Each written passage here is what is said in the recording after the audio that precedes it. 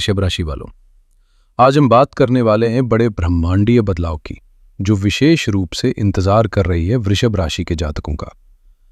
मैं आपका ज्योतिषीय मार्गदर्शक आज आपके लिए लेकर आया हूं वृषभ राशि का एक बहुत ही विशेष और गहन विश्लेषण।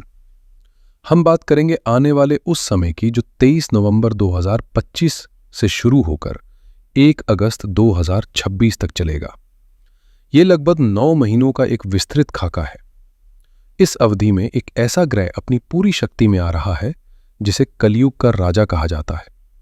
एक ऐसा ग्रह जो इंसान को एक रात में रोड़पति से करोड़पति और करोड़पति से रोड़पति बनाने की क्षमता रखता है। जी हां, हम बात कर रहे हैं छाया ग्रह राहु की। आने वाले समय में राहु आपके जीवन में एक तूफान लाने वाले हैं, एक तख्ता पलट करने वाले हैं। अब सवाल ये है कि ये तूफान आपके जीवन से मुसीबतों, बाधाओं और गरीबी को उड़ा ले जाएगा या आपकी सुख, शांति और स्थिरता पर ग्रहण लगा देगा। इस वीडियो में हम इसी रहस्य से पर्दा उठाएंगे। ये विश्लेषण आपकी चंद्र राशि, जन्म राशि, लग्न राशि और नाम राशि तीनों पर समान रूप से लागू होगा। सबसे पहले समझते हैं कि राहु आखिर हैं क्या। ज्योतिष में राहु को एक भौतिक ग्रह नहीं बल्कि एक छाया ग्रह माना जाता है। यह एक गणितीय बिंदु है जहां चंद्रमा की कक्षा पृथ्वी की कक्षा को काटती है, लेकिन इसका प्रभाव किसी भी भौतिक ग्रह से कम नहीं है। राहु को कलयुग का राजा कहा गया है। ये अचानक होने वाली बड़ी घटनाओं, भौतिकता, महत्वाकांक्षा, प्रसिद्धि, विदेशी तत्वों, टेक्नोलॉजी और परंपराओं को तोड़ने का कारक है। राहु जब शुभ होता है तो व्यक्ति को शून्य से उठाकर शिखर पर बैठा देता है, और जब अशुभ हो तो भ्रम और भटकाव भी देता है। अब इस अवधि की सबसे बड़ी घटनाओं को क्रम से समझते हैं। सबसे पहली और मुख्य घटना है राहु का अपने नक्षत्र में प्रवेश। 23 नवंबर 2025 को राहु आपके दशम भाव, जो कि कर्म, करियर, प्रोफेशन और समाज में आपकी स्थिति का घर है, में गोचर करते हुए अपने ही नक्षत्र शतभिषा में प्रवेश कर जाएंगे। शतभिषा नक्षत्र के स्वामी स्वयं राहु है। कल्पना कीजिए, एक राजा जो पहले से ही एक शक्तिशाली राज्य यानी कुंभ राशि में बैठा हो, अब वह अपने ही सबसे मजबूत किले के सिंहासन पर विराजमान हो रहा है। यह स्थिति राहु की शक्ति को कई 100 गुना बढ़ा देगी। यह एक ऐसी घटना है जो लगभग 18 वर्षों के बाद बन रही है, जो इसे और भी महत्वपूर्ण बना देती है। इस घटना को और भी शक्तिशाली बनाने के लिए ठीक इसी समय 28 नवंबर 2025 को शनिदेव, जो आपके भाग्य और कर्म दोनों के स्वामी हैं, आपके दशम भाव में ही मार्गी हो जाएंगे, यानी सीधी चाल चलने लगेंगे। ज्योतिष का एक गहरा नियम है कि राहु जिस राशि में होता है वह उस राशि के स्वामी के एजेंट की तरह काम करता है। यहां राहु शनि के घर में है और खुद शनिदेव सीधी चाल चलकर उन्हें पूरा समर्थन दे रहे हैं। यह एक ऐसी युति है जैसे किसी बहुत शक्तिशाली सीईओ को कंपनी के मालिक का सीधा सीधा आशीर्वाद मिल जाए। यह करियर में एक विस्फोट जैसी स्थिति पैदा कर सकता है। इस बड़ी कहानी के साथ साथ छोटी छोटी और भी घटनाएं घटेंगी, जैसे 11 नवंबर को गुरु का वक्री होना और फिर 5 दिसंबर को आपके दूसरे यानी धन भाव में लौटना। यह धन और परिवार के लिए एक बहुत बड़ा सकारात्मक संकेत है। वहीं 16 नवंबर को सूर्य का 7वें भाव में जाना और 2 नवंबर को शुक्र का 6ठे भाव में जाना रिश्तों और स्वास्थ्य के लिए कुछ चेतावनियां लेकर आएगा। तो कुल मिलाकर ये अवधि राहु द्वारा संचालित है, जिसे शनि का पूरा समर्थन प्राप्त है। इसका मुख्य फोकस आपका करियर और आपकी सामाजिक छवि होगी, और बाकी ग्रह इस कहानी में समय समय पर अपनी भूमिका निभाएंगे। अब हम जीवन के अलग अलग क्षेत्रों पर इन ग्रहों के प्रभाव का विस्तृत विश्लेषण करेंगे। सबसे पहले बात करते हैं करियर और प्रोफेशन की। ये वो क्षेत्र है जहां आपको सबसे बड़ा और सबसे नाटकीय बदलाव देखने को मिलेगा।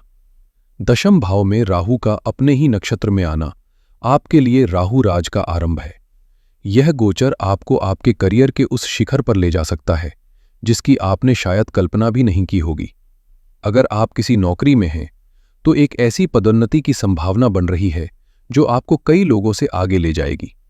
आपको अचानक कोई बहुत बड़ी जिम्मेदारी या प्रोजेक्ट सौंपा जा सकता है। जो काम या फाइलें सालों से अटकी पड़ी थीं, वे अचानक से आगे बढ़ने लगेंगी। आपके अंदर एक ऐसी चुंबकीय शक्ति आ जाएगी कि आपके बॉस, आपके सीनियर्स और आपके सहकर्मी आपकी बातों से प्रभावित होंगे और आपकी योजनाओं का समर्थन करने के लिए मजबूर हो जाएंगे। राहु आधुनिक तकनीक, माया, भ्रम और बड़े पैमाने पर संचार का ग्रह है। इसलिए जो लोग राजनीति, social media, film industry, blogging, news anchoring, कानून, इंजीनियरिंग या आर्टिफिशियल इंटेलिजेंस जैसे क्षेत्रों से जुड़े हैं, उनके लिए यह समय असाधारण है। इसके अलावा राहु का संबंध जमीन के नीचे की चीजों से भी है, इसलिए खनन, तेल, प्राकृतिक गैस, मिनरल से जुड़े लोगों को भी अप्रत्याशित लाभ मिल सकता है। यदि आप एक कॉन्ट्रैक्टर या उद्योगपति हैं, तो इस अवधि में आपको कोई बहुत बड़ा सरकारी टेंडर या प्रोजेक्ट मिलने के प्रबल योग बन रहे हैं। लेकिन राहु एक दो-धारी तलवार है। जितनी तेजी से ये सफलता देता है, उतनी ही तेजी से ये भ्रम भी पैदा करता है। इसलिए कुछ सावधानियां बहुत जरूरी हैं। इस अवधि का पहला नियम है, अपने प्लान, अपने प्रोजेक्ट्स, अपनी अगली चाल को पूरी तरह से गुप्त रखें। राहु छिपे हुए शत्रुओं और कार्यस्थल पर षड्यंत्र का भी कारक है। आप जितना अधिक अपनी योजनाओं का ढिंढोरा पीटेंगे, उनके असफल होने की संभावना उतनी ही बढ़ जाएगी। दूसरी बात, हवाबाजी से बचें। राहु एक हवा का गुब्बारा बनाने की प्रवृत्ति देता है, यानी आप अपनी छवि को अपनी असलियत से बहुत बड़ा दिखाने की कोशिश कर सकते हैं। ये कुछ समय के लिए फायदेमंद हो सकता है, लेकिन यथार्थ में जिए और अंत में सफलता की तीव्र इच्छा आपको शॉर्टकट या अनैतिक रास्ते अपनाने के लिए प्रेरित कर सकती है। इससे सख्ती से बचें, क्योंकि राहु द्वारा इस तरह से प्राप्त की गई सफलता स्थायी नहीं होती। अब बात करते हैं हमारी उन वृषभ राशि की गृहिणियों की जो अपने घर की संचालक हैं। आपके मन में यह सवाल आ सकता है कि अगर 10वां घर करियर का है, तो इसका मुझ पर क्या प्रभाव पड़ेगा? ज्योतिष में 10वां घर सिर्फ नौकरी नहीं, बल्कि आपके कर्म क्षेत्र का है, और एक गृहिणी के लिए उसका घर ही उसका सबसे बड़ा कर्म क्षेत्र होता है। 10वें भाव का ये शक्तिशाली राहु आपको अपने घर को चलाने, परिवार को संभालने और सामाजिक दायित्वों को निभाने में एक नई ऊर्जा और अधिकार देगा। आप घर के छोटे बड़े फैसलों में एक प्रमुख भूमिका निभाएंगे। आपकी प्रबंधन क्षमता इतनी बढ़ जाएगी कि परिवार का हर सदस्य आपकी सलाह मानने लगेगा। आप घर को एक नई दिशा देने के बारे में सोच सकती हैं। ये राहु आपकी सामाजिक महत्वाकांक्षाओं को बढ़ाएगा। आप चाहेंगी कि समाज में आपके परिवार का नाम हो, मान सम्मान बढ़े। आप बड़े सामाजिक कार्यक्रमों, पारिवारिक उत्सवों का आयोजन कर सकती हैं और आपकी प्रशंसा भी होगी। आपकी सोशल लाइफ बहुत सक्रिय हो सकती है। राहु की दृष्टि चौथे घर पर है, जो सीधे तौर पर आपके घर से जुड़ा है। ये घर में किसी बड़े बदलाव का संकेत है। हो सकता है आप घर का नवीनीकरण करवाएं, कोई नया वाहन खरीदें या घर के लिए कोई कीमती और लग्जरी वस्तु खरीदें। सिक्के का दूसरा पहलू यह है कि आपके चौथे घर में केतु बैठे हैं। यह एक बहुत गहरी मनोवैज्ञानिक स्थिति पैदा कर सकते हैं। आप परिवार के लिए सब कुछ करेंगी, घर को बहुत अच्छे से सजाएंगी, लेकिन फिर भी आपको एक आंतरिक खालीपन या असंतोष महसूस हो सकता है। आपको लग सकता है कि क्या मेरी पहचान सिर्फ यही है? ये केतु आपको अपनी व्यक्तिगत पहचान खोजने के लिए प्रेरित करेगा। ये समय आपके लिए कोई नई हॉबी शुरू करने, कोई कोर्स करने या किसी आध्यात्मिक गतिविधि से जुड़ने के लिए बहुत अच्छा है, ताकि आप इस खालीपन को एक सकारात्मक दिशा दे सकें। दूसरे भाव पर गुरु का शुभ गोचर आपके परिवार में किसी खुशखबरी का संकेत दे रहा है। संतान की तरफ से कोई अच्छी खबर मिल सकती है या परिवार में किसी नए सदस्य का आगमन हो सकता है। संक्षेप में, ये अवधि आपको एक शक्तिशाली होम मैनेजर बनाएगी, लेकिन साथ ही आपको अपनी व्यक्तिगत खुशी और पहचान के बारे में भी सोचने पर मजबूर करेगी। अब बात करते हैं धन, वाणी और परिवार की। करियर में मिली सफलता सीधे तौर पर आपके धन को प्रभावित करेगी। आपके कर्म भाव में बैठे राहु अपनी 5वीं सबसे शुभ दृष्टि आपके दूसरे भाव पर डाल रहे हैं, जिसे धन भाव कहते हैं। ये दृष्टि अपरंपार यानी असीमित धन प्राप्ति के योग बना रही है। ये धन आपकी नियमित आय से नहीं, बल्कि अचानक हुए लाभ से आएगा। शेयर बाजार, लॉटरी, सट्टा या किसी पुरानी संपत्ति की बिक्री से आपको अप्रत्याशित रूप से बड़ा पैसा मिल सकता है। इस सोने पर सुहागा वाली स्थिति तब बनेगी जब 5 दिसंबर 2025 को देवगुरु बृहस्पति वक्री होकर आपके दूसरे भाव में वापस आ जाएंगे। राहु जहां धन आने का रास्ता बना रहे हैं, वहीं ज्ञान और भाग्य के कारक बृहस्पति उस धन को संभालने और बढ़ाने की बुद्धि देंगे। ये गोचर विशेष रूप से आपके फंसे हुए या डूबे हुए पैसे को वापस लाने के लिए अत्यंत शुभ है। दूसरा घर आपकी वाणी और परिवार का भी है। राहु की दृष्टि आपकी वाणी को बहुत प्रभावशाली और चुंबकीय बना देगी। आप अपनी बातों से किसी को भी मना सकते हैं, लेकिन यही दृष्टि परिवार में वैचारिक मतभेद भी पैदा कर सकती है। वहीं बृहस्पति का आगमन परिवार में किसी मांगलिक कार्य जैसे विवाह या संतान के जन्म का प्रबल योग बना रहा है। अब बात करते हैं चुनौतियों, शत्रुओं और स्वास्थ्य की। छठा दर हमारी चुनौतियों, शत्रुओं, रोगों और कर्जों का होता है। राहु अपनी 9वीं दृष्टि आपके छठे भाव पर डाल रहे हैं। ज्योतिष में छठे भाव पर राहु की दृष्टि को शत्रुहंता योग यानी शत्रुओं का नाश करने वाला योग कहा जाता है। आपके विरोधी और प्रतिस्पर्धी आपके सामने टिक नहीं पाएंगे। अगर आप किसी कोर्ट केस या कानूनी विवाद में फंसे हैं और आपका पक्ष सच्चा है तो फैसला आपके हक में आने की प्रबल संभावना है। छात्रों के लिए भी ये समय बहुत अच्छा है। जो भी विद्यार्थी किसी कॉम्पिटिटिव एग्जाम की तैयारी कर रहे हैं उन्हें सफलता मिलने के योग बन रहे हैं। लेकिन जहां राहु आपको शत्रुओं से बचा रहे हैं, वही कुछ अन्य ग्रह स्वास्थ्य के लिए चेतावनी दे रहे हैं। 2 नवंबर से शुक्र का छठे भाव में गोचर आपको डायबिटीज, त्वचा संबंधी समस्याएं या हार्मोनल असंतुलन दे सकता है।